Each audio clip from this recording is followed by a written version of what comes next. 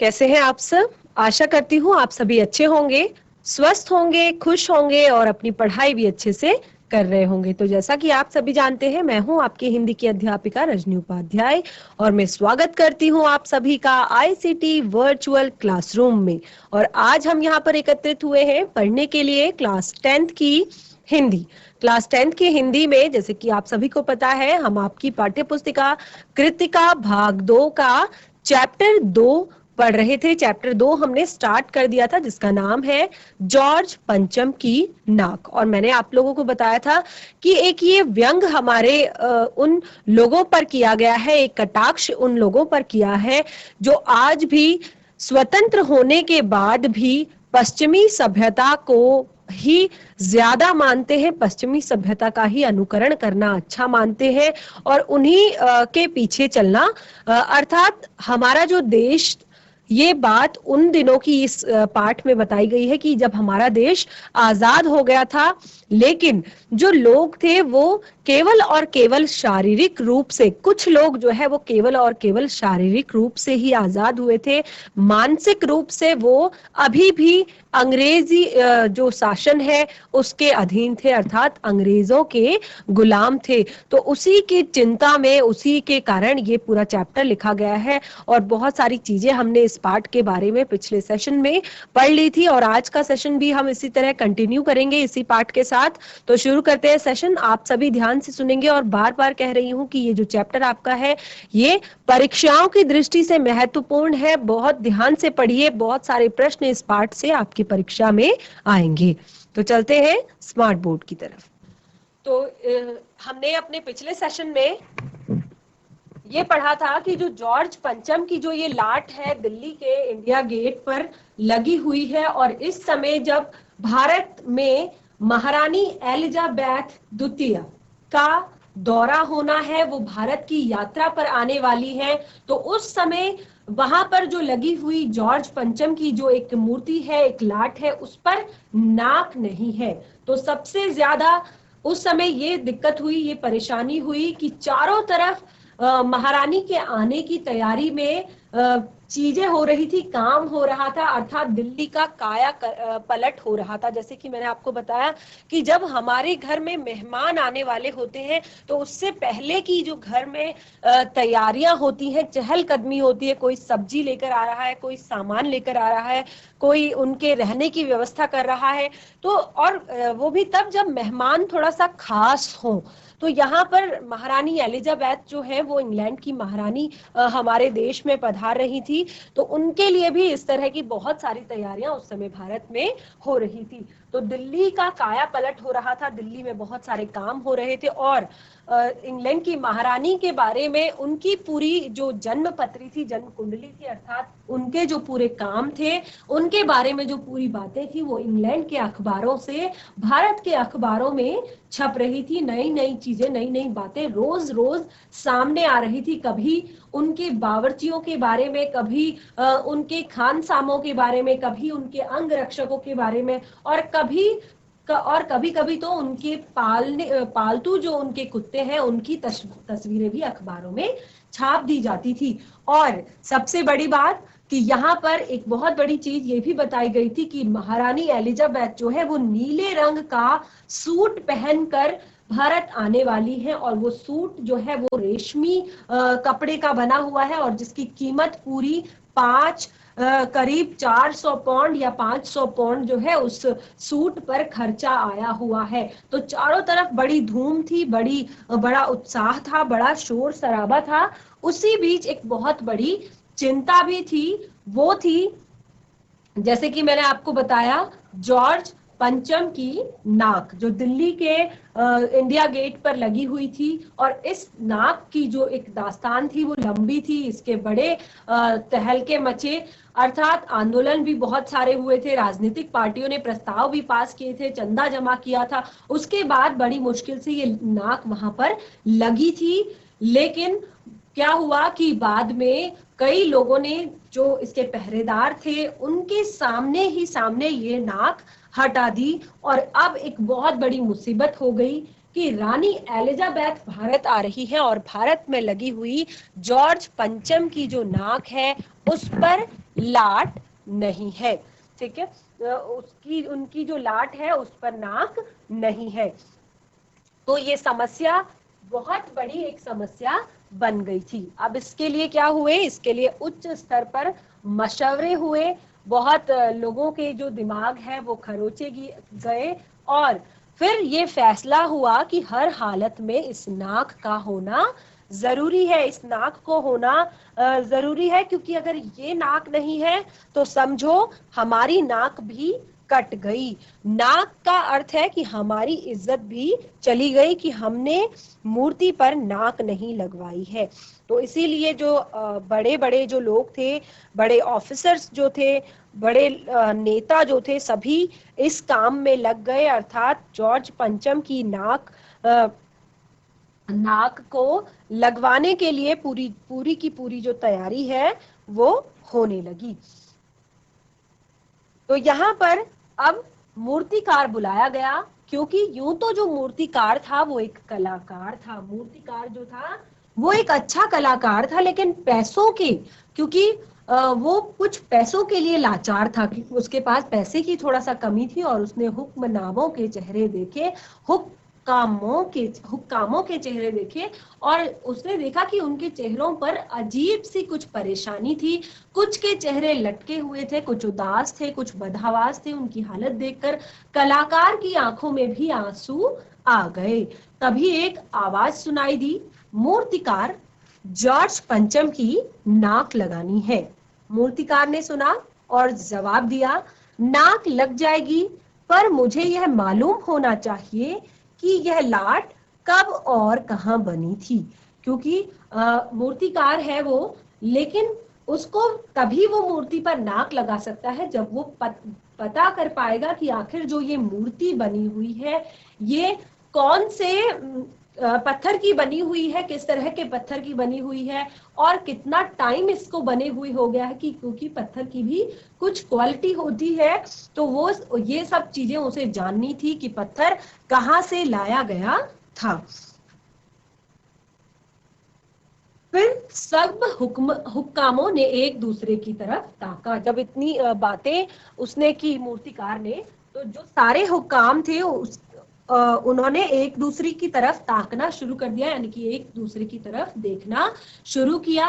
एक की नजर ने दूसरी की नजर से कहा कि बताने की जिम्मेदारी तुम्हारी है, यानी कि जो बातें हो रही थी वो केवल आंखों आंखों में बातें हो रही थी। जो वहां पर बड़े बड़े हुक्काम थे, बड़े बड़े जो ऑफिसर्स थे, अध्यक्ष थे, मंत्री थे, आप देख पा रहे होंगे यहाँ पे एक चित्र भी आपकी पाठ्य पुस्तिका में प्रकाशित किया गया है, चित्र भी दर्शाया गया है कि यहाँ पर एक मीटिंग चल रही है और सभी लोग आपस में कुछ डिस्कशन, कुछ महत्वपूर्ण बातें कर रहे हैं। तो ये हुआ कि आंखों आंखों में सब एक दूसरे को इस तरह से निहार रहे थे, मानो कह रहे हो कि बताने की जिम्मेदारी तुम्हारी है, अर्थात तुम बताओ कि ये कैसे होगा। खैर, मसला हल हुआ, एक क्लर्क को फोन किया गया लास्ट में, क्योंकि जो बड़े जो अधिकारी होते हैं, बड़े जो नेता होते हैं, या बड़े जो भी बड़े पद पर लोग होते हैं, उनसे नीचे भी कुछ लोग काम करते हैं। तो एक क्लर्क को फोन किया गया और इस बात की पूरी छानबीन करने का काम उसे सौंप दिया गया। पुरातत्व विभाग की फाइलों के पेट चीरे गए, अर्थात बहुत जो पुरानी पुरानी फाइलें थी पुरातत्व विभाग की, पुरातत्व विभाग होता है जहां पर पुरानी चीजों के बारे में जानकारी एकत्रित की जाती है। तो वहां पर उस विभाग की जो फाइलें थी, एक एक फाइल को खोजा गया, देखा गया, ढूंढा गया, पर कुछ भी पता नहीं चला। और क्लर्क ने लौटकर कमेटी के सामने कांपते हुए बयान दिया, सर मेरी खता माफ हो, फाइलें सब कुछ हजम कर चुकी है। अब जो क्योंकि क्लर्क जो है ऑफिसर से नीचे काम करने वाला व्यक्ति है, वो अपने हुक्कामों का हुक्म मानता है, लेकिन इस समय क्या हुआ कि वो कहते हैं कि मेरी खता माफ करो, फाइलें जो है वो सब कुछ हजम कर चुकी है, लेकिन कि सब कुछ समाप्त हो गया है, मुझे नहीं पता कि ये कहाँ पर है और कैसा है। तो इसी तरह हुक्कामों के चेहरे पर उदासी के बादल छा गए। अब जो बड़े बड़े लोग थे, हुक्काम थे, उनके चेहरों पर अब उदासी के बादल छा गए कि आखिर क्या किया जाना चाहिए, क्या होना चाहिए। एक खास कमेटी बनाई गई। अब इसके लिए एक और खास कमेटी बनाई गई और उसके जिम्मे यह काम सौंप दिया गया। अब उन्हीं में से कुछ लोगों को चुनकर एक कमेटी बनाई गई जिसमें जिनको ये काम सौंप दिया गया कि जैसे भी हो ये काम होना है। जैसे आपके ही विद्यालय में अगर किसी बच्चे की पुस्तक खो जाती है या पेन खो जाता है या पेंसिल खो जाती है तो हर एक से जाके तो नहीं पूछते।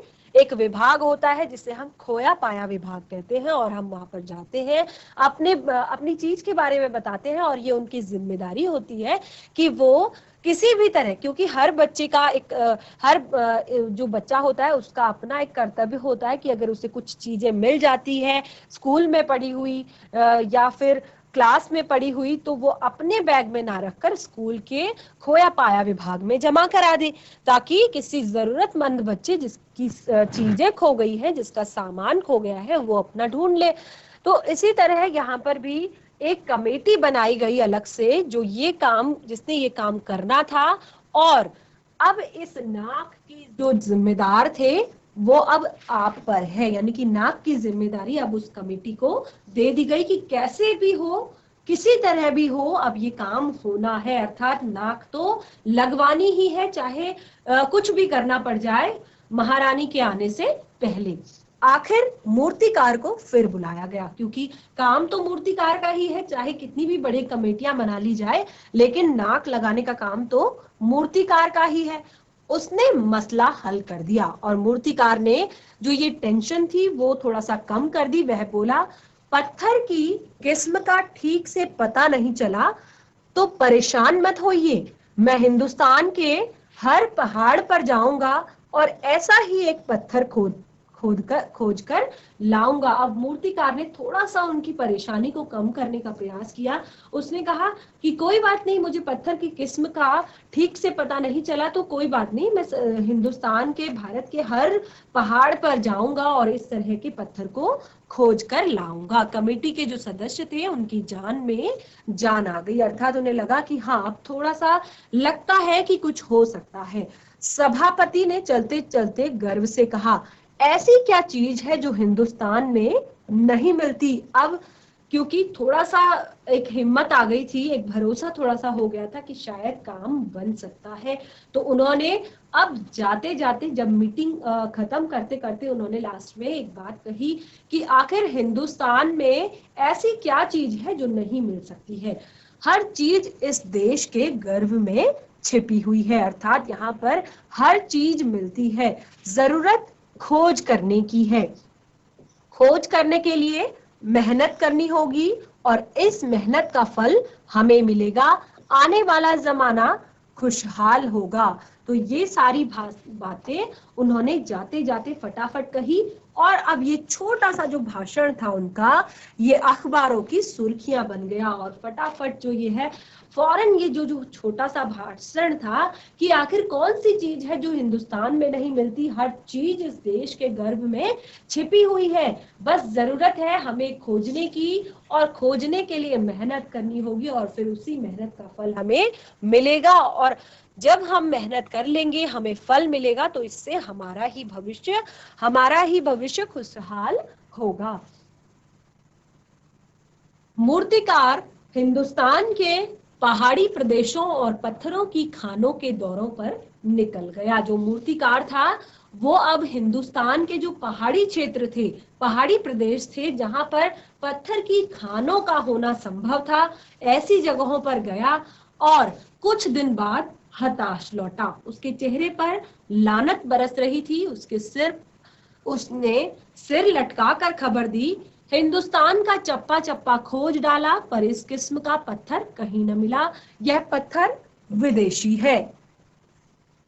अब मूर्तिकार जब पूरे भारत का दौरा करके आ गया था, पूरे भारत के सभी पहाड़ी प्रदेशों को खोज कर आ गया था, तो कुछ दिन बाद जब वो वापस लौटा तो उसने कहा कि मैं हिंदुस्तान का चप्पा चप्पा खोज कर आया हूं और ये पत्थर जो है कहीं नहीं मिल पाया और ये पत्थर शायद ये पत्थर विदेशी है। सभापति ने तैश में आकर कहा, अर्थात थोड़ा सा गुस्सा, थोड़ा सा रूड होकर कहा कि लानत है आपकी अक्ल पर। विदेशों की सारी चीजें हम अपना चुके हैं, दिल, दिमाग, तौर तरीके, रहन सहन। जब हिंदुस्तान में बाल डांस तक मिल सकता है तो पत्थर क्यों नहीं मिल सकता।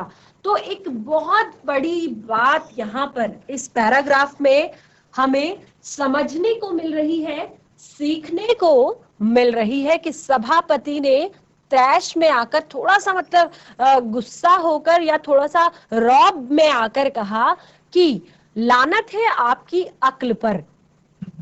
क्योंकि मैंने जब आपको ये चैप्टर स्टार्ट किया, अभी भी मैंने आपको रिवाइज करवाया, बताया कि जब हमारा देश आजाद हो चुका था उसके बाद भी कुछ लोगों की जो मानसिकता थी वो यही थी कि जो अंग्रेजी जो शासन है, अर्थात जो पश्चिमी जो सभ्यता है या पश्चिमी चीजें जो है वो हमसे अच्छी है, हमसे अच्छी है। वो हम इस बात को नहीं नकारते कि वो हमसे अच्छी है, लेकिन हम उनसे बुरे नहीं हैं, हम भी अच्छे हो सकते हैं। वो इस बात को मानने को तैयार नहीं थे, यानी कि कहीं ना कहीं वो अपने आप को हमेशा ही छोटा समझते रहे, अपने आप को हमेशा ही कम समझने की जो एक आदत बनी रही।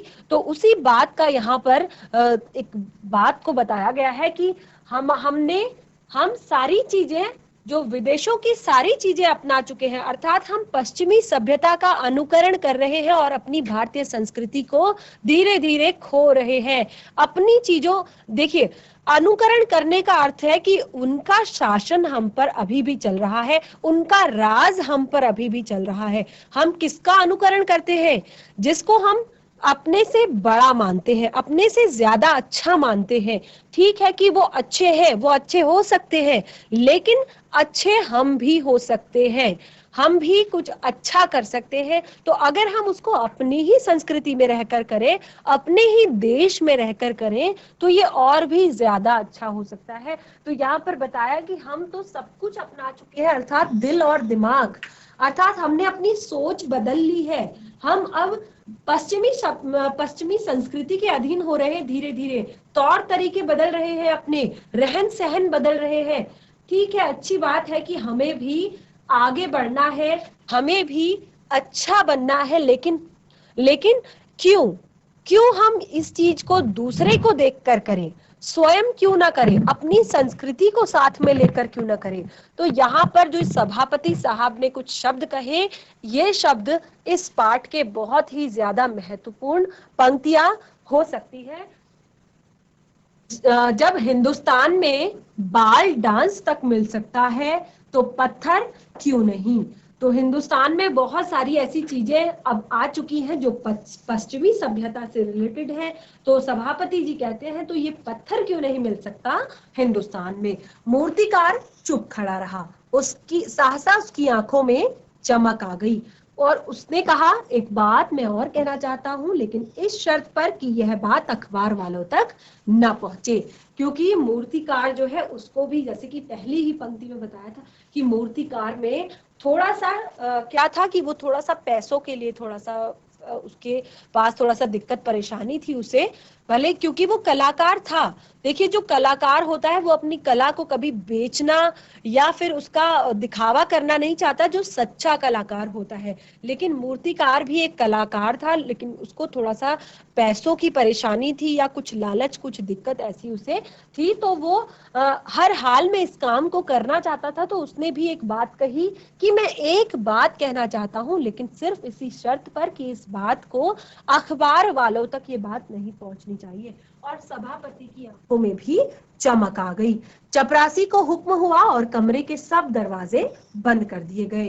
तब मूर्तिकार ने कहा, देश में अपने नेताओं की मूर्तियां भी है, अगर इजाजत हो तो आप लोग ठीक समझो तो। मेरा मतलब है तो जिसकी नाक इस लाट पर ठीक बैठे उसे उतार लाया जाए। तो अब ये फैसला मूर्तिकार ने किया, ये बात मूर्तिकार ने रखी कि हमारे देश में अपने जो नेता हैं हमारे, उनकी भी बहुत सारी मूर्तियां लगी है, अगर आपकी इजाजत हो, अगर आप लोग ठीक समझे तो क्योंकि वो अपनी बात को बिल्कुल फट से नहीं कहना चाहता है, अर्थात अपनी जो नाक है, अब देश के नेताओं की नाक से यहाँ पर क्या अर्थ है कि नाक शब्द जो है बच्चों, वो सबसे पहले तो हमारी इज्जत की ओर इशारा करता है, हमारे संस्कारों की तरफ इशारा करता है। तो नाक जो हमारे देश के नेताओं की जो नाक है मूर्तियों पर लगी हुई, उसको अगर विदेशी जो जॉर्ज पंचम है उनकी लाट पर अगर लगा दिया जाए, अर्थात अपनी इज्जत जो है उन्हें दे दी जाए, तो मतलब एक तरीके से सब कुछ समाप्त करने जैसी बात यहाँ पर की जा रही थी। सबने सबकी तरफ देखा, अर्थात सबने एक दूसरे की तरफ देखा। सबकी आंखों में एक क्षण की बदहवासी के बाद खुशी तैरने लगी। 1 मिनट के लिए तो लगा कि अरे ये तो थोड़ा सा गलत हो सकता है, लेकिन फिर क्योंकि काम तो करना ही था, आखिर महारानी के सामने अपनी इज्जत बचानी थी, अपनी नाक बचानी थी, तो ये काम किसी भी हालत में होना था, तो ये कोई बड़ी बात नहीं थी कि अपनी इज्जत देकर दूसरे की इज्जत को बचाना। तो यहाँ पर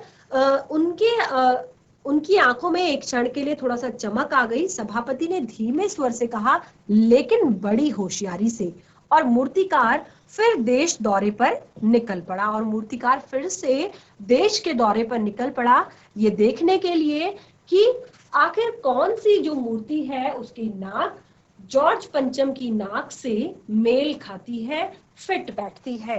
जॉर्ज पंचम की खोई हुई नाक का माप उसके पास था। दिल्ली से वह बंबई पहुंचा। दादा भाई नेरोजी, गोलखे, तिलक, शिवाजी, कांव सजी, जहांगीर, सबकी नाकें उसने टटोली। यानी कि जितने भी बड़े हमारे महापुरुष रहे हैं, हमारे देश के जो लोग रहे हैं, बड़े बड़े बलिदानी रहे हैं, उनकी सबकी नाकें उसने मूर्तिकार ने टटोली, नापी, और फिर वो गुजरात की ओर भागा।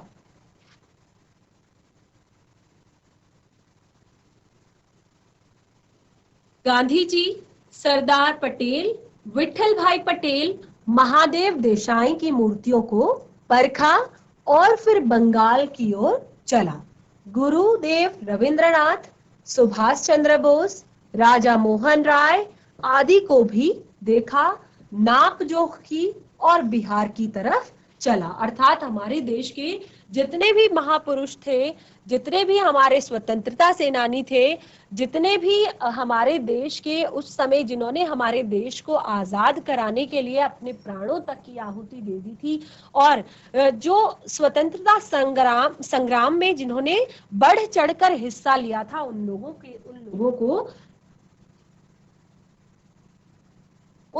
की नाक को टटोला। बिहार होता हुआ उत्तर प्रदेश की ओर आया। चंद्रशेखर आजाद, बिस्मिल, मोतीलाल नेहरू, मदन मोहन मालवीय की लाटों के पास गया। घबराहट में मद्रास भी पहुंचा, क्योंकि अब वो आधे भारत का भ्रमण कर चुका था। अभी तक उसको कोई भी ऐसी स्पेसिफिक जो नाक है वो नहीं मिल पाई थी, ऐसी जो फिक्स जो नाक थी, जो मैच करती हुई नाक थी, वो नहीं मिल पाई थी। सत्य मूर्ति को भी देखा और मैसूर, केरल आदि सभी प्रदेशों का दौरा करता हुआ पंजाब पहुंचा। लाला लाजपत राय, भगत सिंह की लाटों से भी सामना हुआ।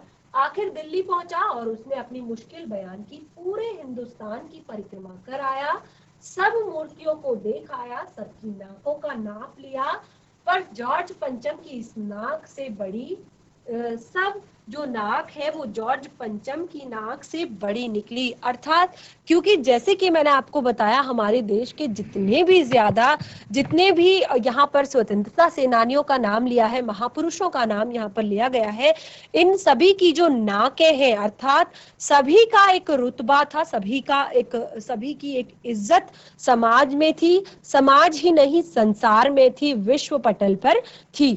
तो सभी की जो नाकें हैं वो जॉर्ज पंचम की नाक से बड़ी निकली। तो बच्चों, जो ये हमारा चैप्टर है, ये काफी लेंदी है और इंटरेस्टिंग भी है। बहुत सारी बातें, बहुत सारी चीजें हमें इसमें सीखने को मिल रही है, सुनने को, समझने को मिल रही है। क्योंकि चैप्टर बहुत लेंदी है, टाइम हमारे पास कम है, तो आज हमारा जो चैप्टर है ये हम यहीं पे क्लोज करते हैं। अगले सेशन में मिलेंगे इसी चैप्टर के साथ, इसे आगे कंटिन्यू करेंगे और इस पार्ट से जुड़े हुए कुछ महत्वपूर्ण प्रश्न उत्तर हैं उन्हें भी हम कंप्लीट करेंगे। तो एक बार इसे आप घर में अवश्य पढ़िए। मिलेंगे नए सेशन में, तब तक के लिए धन्यवाद। आपका दिन शुभ हो।